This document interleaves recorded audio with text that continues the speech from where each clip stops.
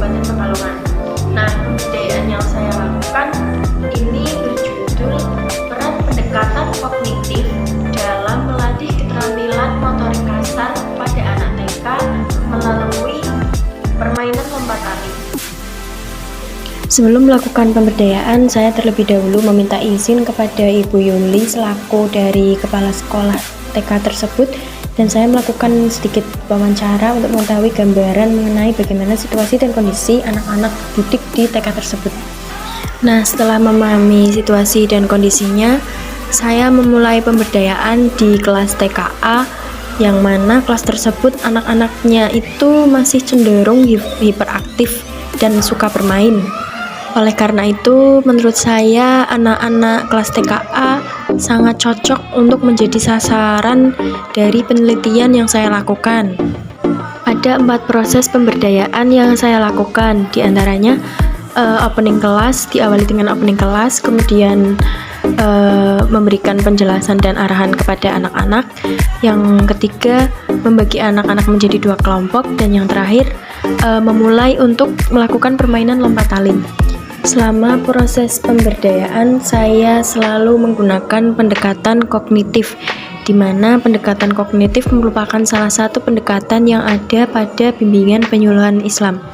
Nah, pendekatan kognitif ini merupakan sebuah pendekatan yang mana individu itu melakukan sebuah proses seperti menangkap, memahami, menilai, membandingkan, mendeskripsikan, dan merespon stimulus yang diberikan sebelum kemudian tubuhnya akan mencerna dan melakukan respon terhadap stimulus yang sudah diberikan. Pendekatan kognitif ini juga berfokus pada bagaimana cara seseorang berpikir, memahami sesuatu, mengingat, menyelesaikan masalah, mendapat standar moral, dan membentuk sebuah keyakinan dalam diri. Saya memilih pendekatan kognitif karena saya merasa bahwa pendekatan ini sangat cocok dalam proses pengolahan informasi selama pembelajaran, karena di sini antara stimulus dan panca indera itu saling berhubungan, di mana ketika kita memberikan penjelasan kepada anak-anak, maka anak-anak akan menangkap informasi melalui panca indera yang mereka punya. Kemudian informasi tersebut dicerna oleh otak, yang kemudian nanti implementasinya atau hasilnya adalah sebuah respon yang dilakukan oleh seorang anak tersebut karena telah diberi stimulus sebelumnya. Adapun pola pembelajaran yang saya lakukan itu, yang pertama adalah diawali dengan menyapa anak-anak dan melatih kefokusan anak-anak. Kemudian dilanjutkan dengan sedikit memberi hiburan seperti bernyanyi, melakukan gerakan-gerakan kecil yang tujuannya adalah untuk menciptakan situasi yang menyenangkan. Setelah itu saya memulai memaparkan alat dan bahan serta cara mengaplikasikannya. Saya dimulai dengan memperkenalkan bentuk dari benda tersebut, warnanya apa, kegunaannya apa, jumlahnya berapa. Ini tujuannya adalah untuk melatih daya ingat dan memancing agar anak itu fokus memperhatikan apa yang kita jelaskan.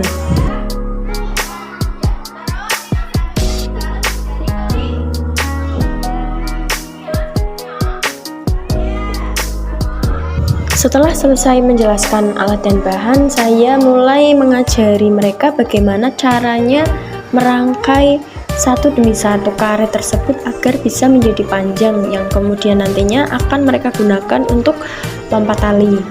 Nah, setelah itu saya kemudian juga membagikan karet pada setiap anak agar mereka bisa belajar secara individu bagaimana sih cara merangkai karet agar bisa menjadi panjang atau bisa menjadi tali, seperti itu.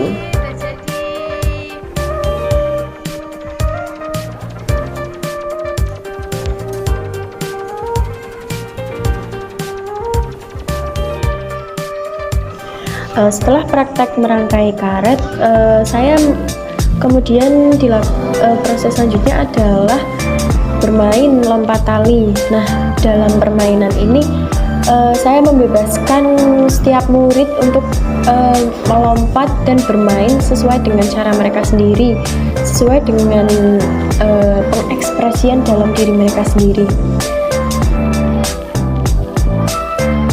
Pendekatan kognitif juga cocok pada media dalam pelatihan motorik kasar, karena motorik kasar itu sendiri merupakan suatu gerakan fisik yang memerlukan keseimbangan dan koordinasi tubuh yang kemudian juga menggunakan otot besar pada tubuh.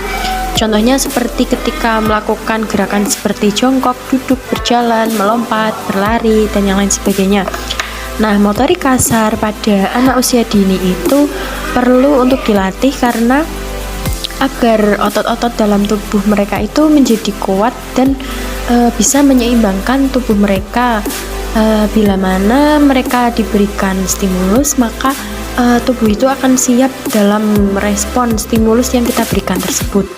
Hubungannya dengan pendekatan kognitif adalah dalam proses pembelajarannya, mulai dari menangkap informasi yang diberikan, menangkap stimulus yang diberikan, kemudian dicerna oleh otak kita, dan selanjutnya diimplementasikan melalui bentuk respon dari stimulus yang sebelumnya sudah diberikan kepada anak-anak itu.